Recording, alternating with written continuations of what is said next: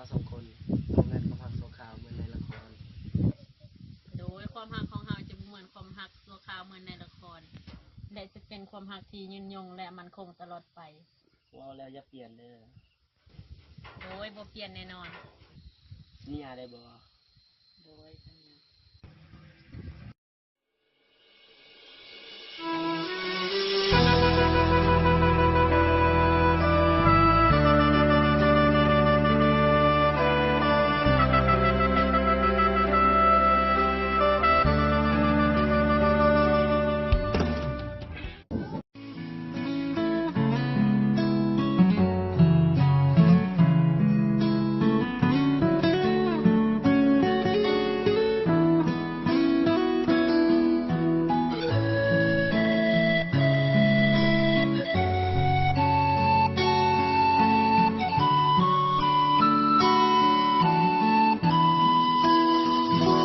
เมื่อความรัก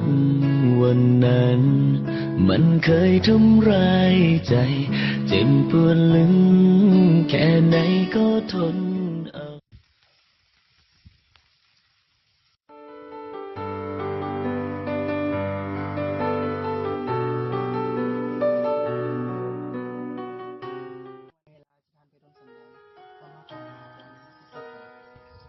โดยความรักของเราที่เปลี่ยนไปคือวันเวลาความรักของเรายังคือเก่าสัญญาเด้อไว้ให้เจ้าเด้อครับพี่ โดยปกติเราคือ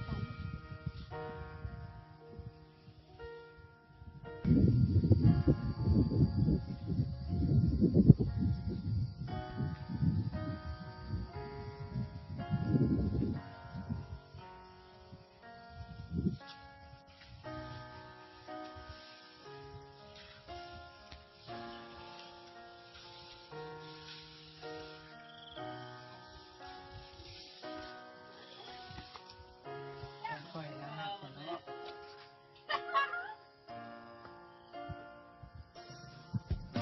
ไป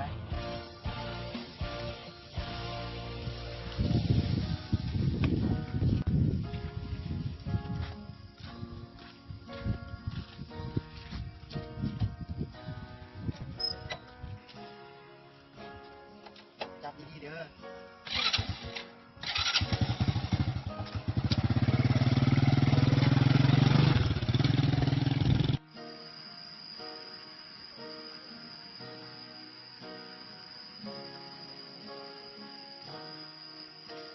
พักกันจะโดนแล้วบ่มีวี่แววเปลี่ยนแปลงไป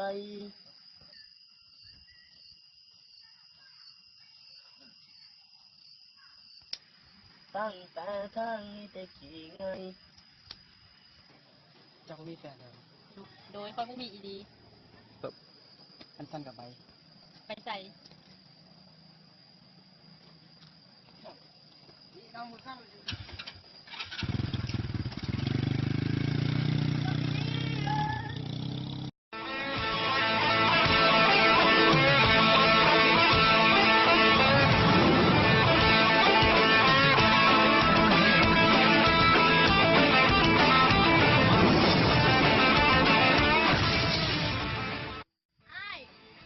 อ้ายเป็นพวกเราอ้ายไหม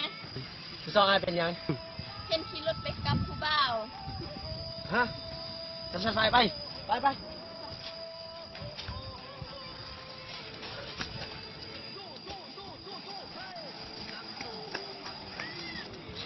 อยู่ใส่ไปข้างหน้า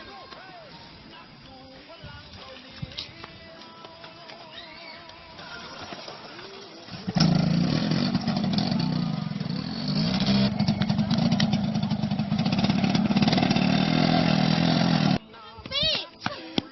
เอ็นฟักฟี่ฟี่เอ็นฟักฟี่เอ็นฟักฟี่ยังงั้นบ่โดยมีอย่างเนาะเป็นผู้บ่าวเลยขี่รถยนต์ผู้สาว อยู่ใส่ ไปขึ้น ไปหาได้ใส่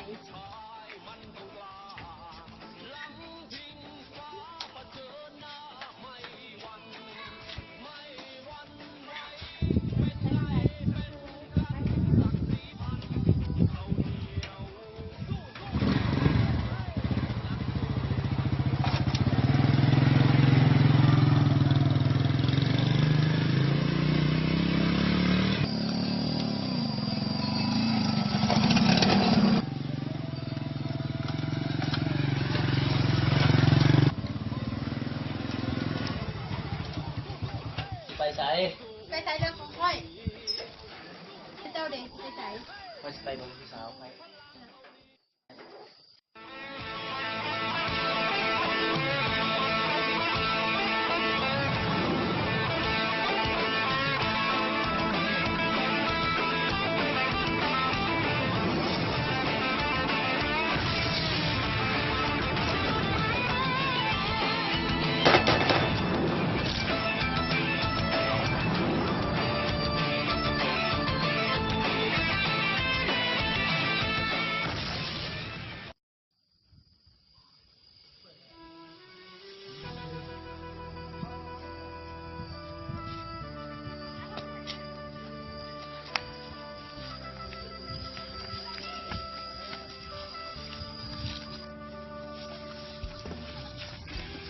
มาหัวใจ อีหน้าด้านอีหน้าด้าน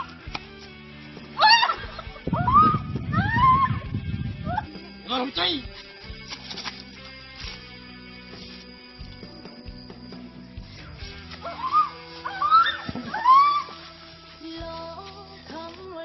เจ้าเห็นกับควายแบบนี้ เจ้าไม่ต้องเห็นแบบนี้นะ บ่ต้องห้ามค่อย ลบคำว่าอา จะบ่ต้องมาเว้า ออกจากใจต้องใช้เวลาเสียงน้ำตาหยด ขอโทษผิดไปแล้ว เสียงดังก้องฟ้า